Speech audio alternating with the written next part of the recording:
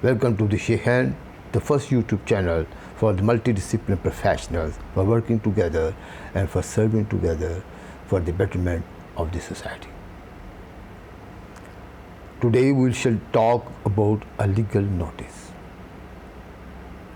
Legal notice क्या है, क्यों सर्व किया जाता है, कौन सर्व कर सकता है और उसकी क्या इफ़ेक्ट्स हैं,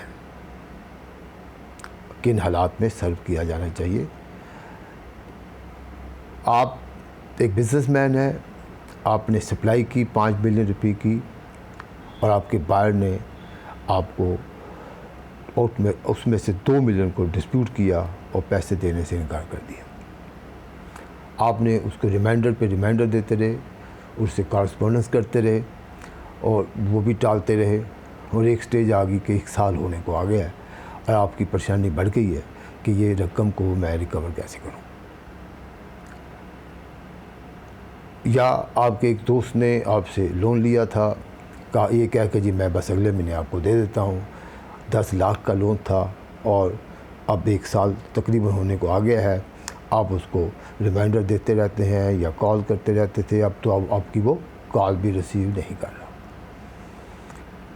फैमिली डिस्प्यूट्स हों, बिजनेस डिस्प्यूट्स हों, प्रॉपर्टी डिस्प्यूट्स हों, टेनेंसी डिस्प्यूट्स हों, फ्रेंचाइज के इशू हो, गर्ज के कोई भी हो, आपके जहाँ लीगल राइट्स जो है इन्फ्रिंज हो रहे हैं, आपकी जेन्युइन क्लेम को कोई सेटल नहीं कर रहा, for which you are legally entitled, तो आप ऑब्वियसली उसके बारे में परेशान होंगे तो आपके ऊपर ज़ाहिर है सोचेंगे कि मुझे क्या करना चाहिए। डिफरेंट हो सकती हैं बातें, आपको मशवरे। एक तो ये हो सकता है स्टेट पे go to the court of law for recovery of this amount, relevant court में आप जाएं और somebody कैन आस्क यू जी ऐसे ना करें, ऐसे करें कि आपने उन्हें रिमाइंडर तो देते रहे हैं, एक आप उनको एक लीगल नोटिस भी दे दें, उसका भी कुछ इफेक्ट होता है। बिल्कुल लीगल नोटिस का इफेक्ट होता है। सम टाइम पार्टी जो है अगर जेन्युइनली अगर बिज़नेस कर रही हैं, जेन्युइन लेन देन है और बोनाफाइड इंटेंशंस हैं, तो वो लीगल नोटिस पे ही कई मसले हल हो जाते हैं। लीगल नोटिस क्या चीज़ है?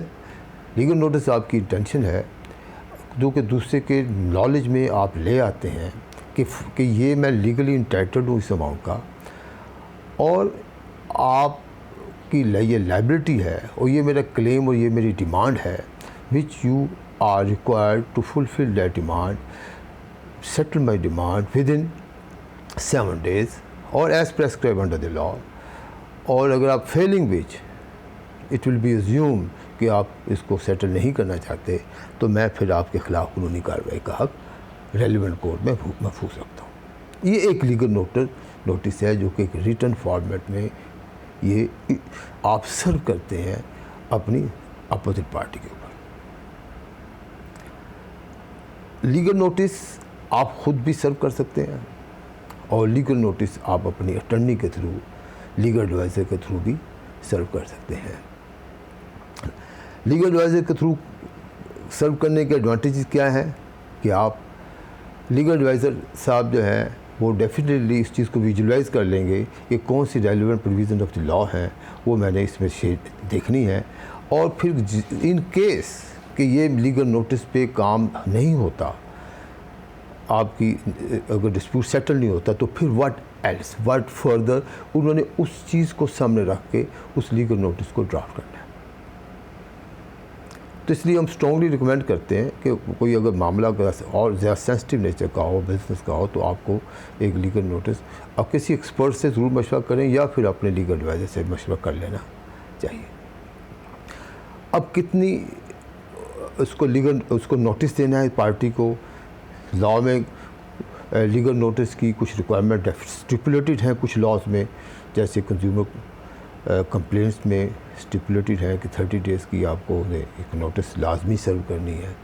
चेक बाउंसिंग में है इस तरीके से आपके अगर आपने सरकार के ख़िलाफ़ कोई आपका दावा है या क्लेम है या आपकी राइट्स कोई ऐसे हैं, तो उसमें 60 डेज़ की अगर सिविल राइट्स के ऊपर आपने उनको सरकार को नोटिस देना है। आइडिया इज़ कि दूसरी पार्टी को पूरा मौका दिया जाए कि वो अपने इसका जवाब तैयार करें, या अगर उसने पेमेंट करनी है तो वो पेमेंट अरेंज करें।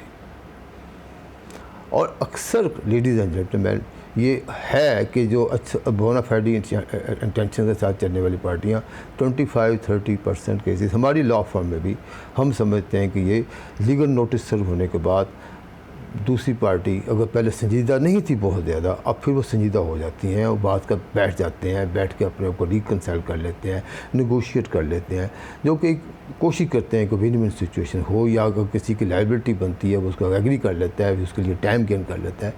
काफ़ी सारे मसाइल आपके इस तरीके से हल होते हमने देखे हैं। बहरहाल अगर इसमें ना हो सके तो फिर आफ्टर द लीगल नोटिस तो आपके पास तो फिर लीगल रिकोर्स की तो अपनी जगह एक है नहीं जी, वो तो आपका एक लीगल राइट है कोर्ट का दरवाज़ा खटखटाना।